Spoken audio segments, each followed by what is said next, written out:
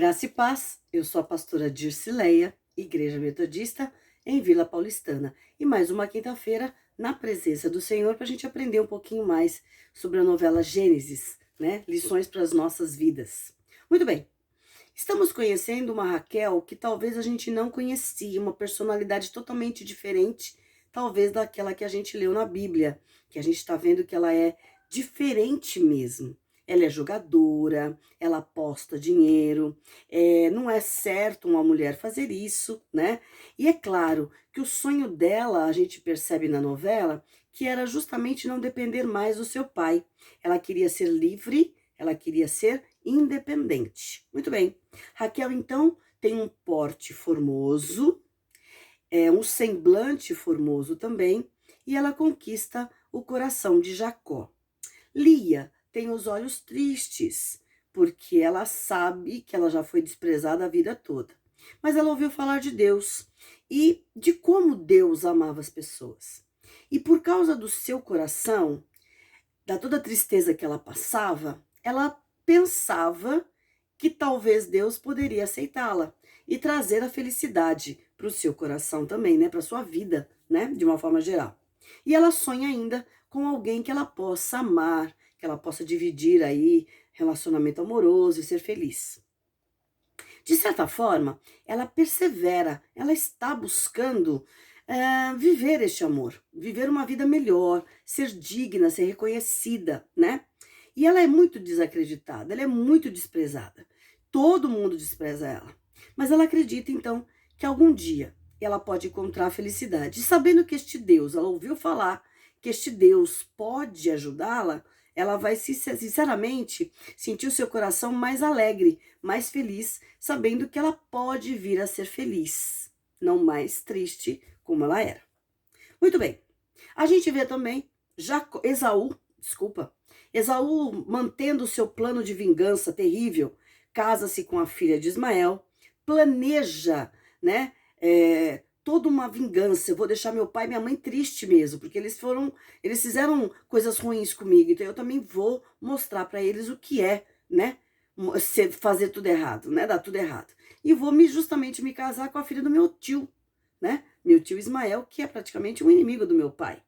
E aí, lógico que Ismael também, na novela a gente percebe isso, ele quer a herança da família.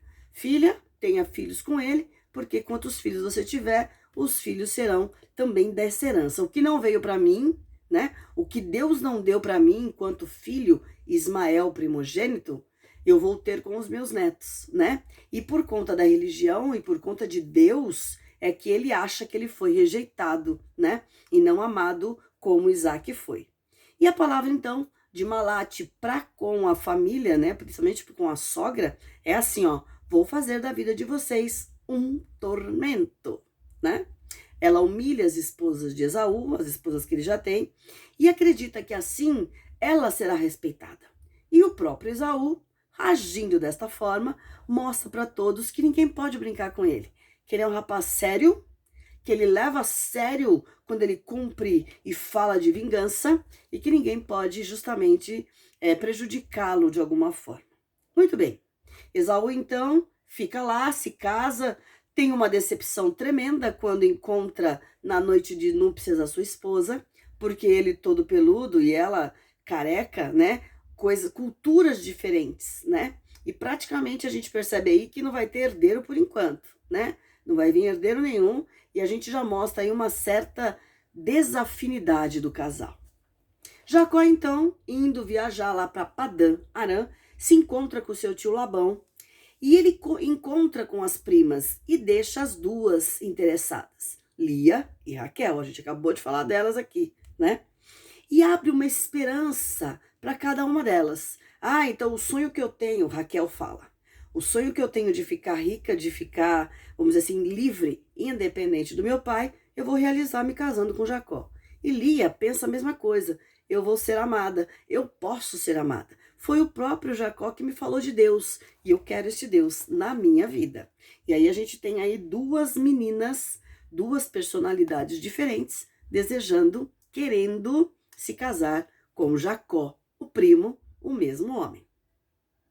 E aí a gente não pode esquecer, então, que Jacó ao mesmo tempo que ele conhece as duas, ele também fica com os seus sentimentos confundidos. Por quê? Ele percebe que Raquel está interessada nele, ela é a mais bonita, mas ele não percebeu que ela quer herdar a herança dele. E ali, ao contrário, ela está acreditando no amor, nas possibilidades, no que pode acontecer, e acreditou, ouviu falar de Deus, né? E aí, então, por conta desses sentimentos que estão meio confusos, Deus fala com ele. É interessante que Deus se apresenta para ele como a consciência. E ele diz assim: a consciência é a voz de Deus dentro do homem. E quando a consciência te incomoda, é quando Deus quer falar com você. Ó, que interessante. Eu sempre disse isso para os meus alunos, eles não acreditavam muito. Mas assim, quando eu deito a cabeça no travesseiro e eu falo, tá tudo bem, tá tudo certo, minha vida tá certinha, tô tentando seguir certinho e nada te acusa, você tá em paz. Mas quando algo te acusa, é o teu espírito que está incomodado, porque o Espírito de Deus está te incomodando, a consciência. Então a consciência é a voz de Deus. E ela quer falar com ele, ela chama Jacó para falar, para alertar, para ensinar e para orientar o que ele deve fazer. Mas, ao mesmo tempo, a gente percebe que este incômodo, ele vai perseguindo, porque ele está vendo que duas mulheres gostam dele. Labão vai aproveitar dessa situação, porque ele já percebeu que as filhas têm uma afinidade muito grande por Jacó. E aí ele está com um problema. Primeiro a Raquel, que quer ficar independente, casar e viver livre dele. Ao mesmo tempo, a Lia é uma menina que não casa, que não arruma casamento.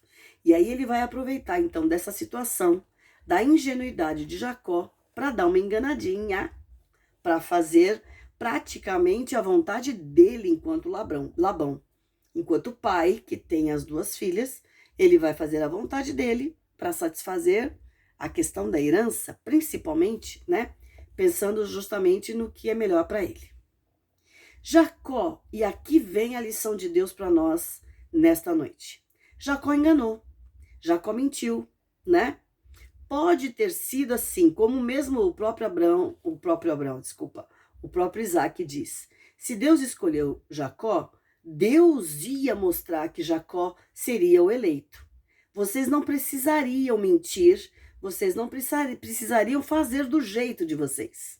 Porque Deus, se ele escolheu, ele irá dar um jeito, ele ia fazer do jeito dele, que é o melhor, o perfeito, o agradável. E aí a gente percebe que isso é uma disciplina de Deus. Você enganou, você vai ser enganado. É aquela questão da colheita. Tudo que eu planto, eu vou colher. Então, se eu colho briga, ou melhor, se eu estou plantando brigas, eu vou colher brigas. Se eu estou plantando discórdias, eu vou colher discórdias. Ele enganou. Tá certo que não foi por maldade, mas é pecado, né?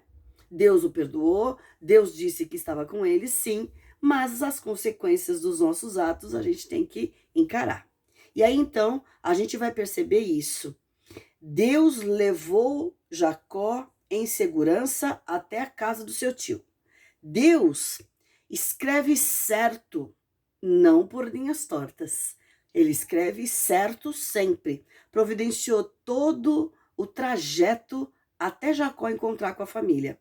Ao mesmo tempo que ele deve ser glorificado, deve ser exaltado, tem também uma lição para Jacó aprender. Ele vai ficar bêbado no dia do casamento, porque ele escolhe Raquel, e a gente sabe disso. Ele vai escolher Raquel, porque ele gosta da Raquel, mas Labão vai cobrir Lia e vai entregar a Lia. Vai deixar ele bêbado. Olha a bebida de novo aí, gente. A bebida nos tira do sério, né? Nos tira do nosso normal, tira a nossa consciência. E bêbado, então, ele consegue trocar as filhas e no dia seguinte ele já está com uma. Ele fala, mas ela não é a Raquel. Então, você trabalhou 7 anos pela Raquel, mas você está se casando com a Lia, porque aqui é assim. Na nossa casa é assim que a gente faz. A mais velha tem que se casar primeiro. A Raquel vai ficar muito brava, vocês vão ver isso. Mas tudo que Deus faz é bom, é perfeito. Mesmo com os nossos erros, mesmo com os nossos jeitinhos. O Senhor disciplina aqueles a quem Ele ama. E aí a gente percebe que toda a providência de Deus deve ser glorificada. E tudo que a gente faz na vida, a gente tem que perceber que tem um propósito de Deus, mesmo quando a gente erra. E mesmo quando a gente erra, Deus continua cuidando da gente. Então ele vai encaminhar, ele vai providenciar todas as coisas, e se a gente se perder no meio do caminho, ele vai trazer de volta. A gente só vai ser bem-sucedido se a gente continuar acreditando e colocando tudo que a gente tem nas mãos do Senhor. Muito bem. E aí então, a gente sabe que Jacó vai ter que trabalhar então 7 anos para poder receber a esposa que ele tanto queria, que era Raquel, mas acaba se casando com Lia. Lia vai ser desprezada. Olha que coisa interessante.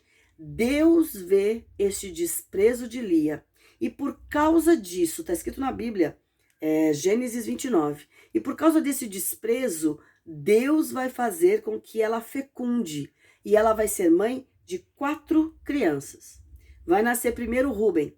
E todas as vezes que ela tem o filho, ela acredita tanto no que Deus pode fazer que todos os filhos têm um nome relacionado ao seu sentimento e a Deus. Então, primeiro vem Rúben, que significa o Senhor viu a minha aflição.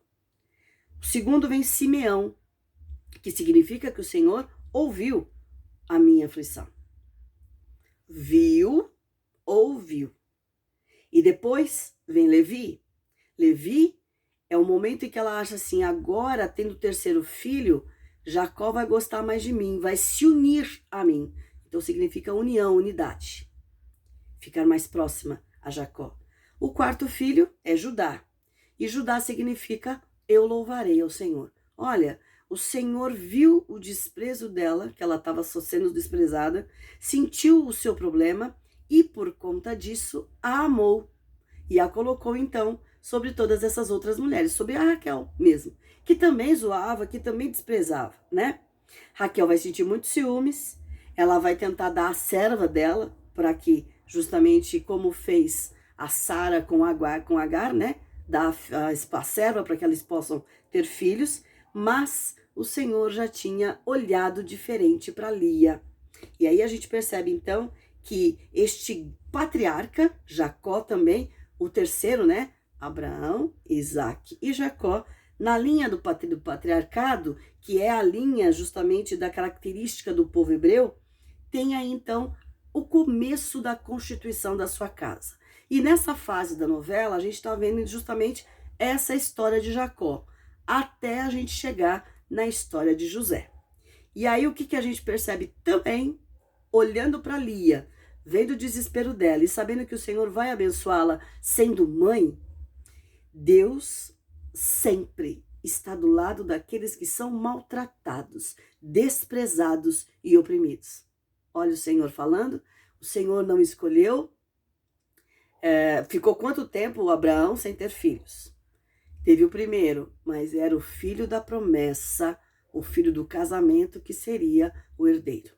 Quando nasce Isaac, Isaac depois vai se casar com Rebeca. Nasce os 2 filhos, não é o mais forte, mas é o que tem o coração voltado para Deus. E a mesma forma agora, a Lia chorosa, desesperada, desprezada, e Raquel a mais bonita, a mais formosa, o Senhor escolhe aquela que foi a mais desprezada. E é de Judá, o 4º filho, que vem a descendência de Jesus. Olha a bênção de Deus. Não é pelos bons olhos, não é pela formosura, não é pela sua força, mas pelo seu coração. Mais uma vez, o Senhor mostra que Ele escolhe aqueles a quem Ele ama e quem Ele sabe que tem amor por Ele, certo?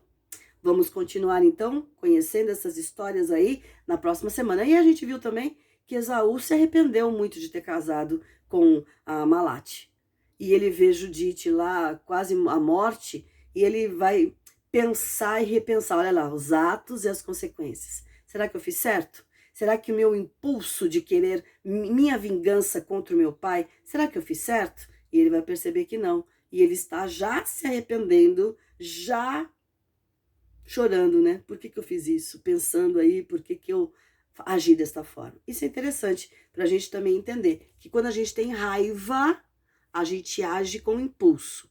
A gente não para ouvir muitas vezes nem a voz de Deus. E que o Senhor nos abençoe e nos ensine a controlar os nossos sentimentos, a parar, a ouvir a voz de Deus e que o nosso coração esteja sempre voltado para as coisas do Senhor. Amém? Senhor, tem misericórdia de nós. Ensina-nos e continua nos ensinando. Senhor, continua olhando para o nosso coração, para o intento do nosso coração. E que não seja força, não. Que não seja beleza, não. Que não seja poder e autoridade, mas que seja sinceridade diante de ti, que te agrade e que o Senhor olhe e nos escolha como seus filhos amados. Te louvamos, te agradecemos, colocamos a nossa família, todos os irmãos que precisam de oração, todos os que necessitam da tua presença. Visita, abençoa e guarda em nome de Jesus. Amém. E a bênção do Deus Pai, do Deus Filho, do Deus Espírito Santo te abençoe, te guarde, te renove, te restaure e te faça de verdade receber a sua graça, olhar para o céu, saber que Ele é Deus na sua vida, fortalecer a tua fé e te encher da sua maravilhosa paz, hoje e sempre. Amém. Glória a Deus. Que o Senhor te abençoe. Uma boa semana. Continua assistindo a novela e a gente se vê quinta-feira que vem, tá bom? Beijos, até!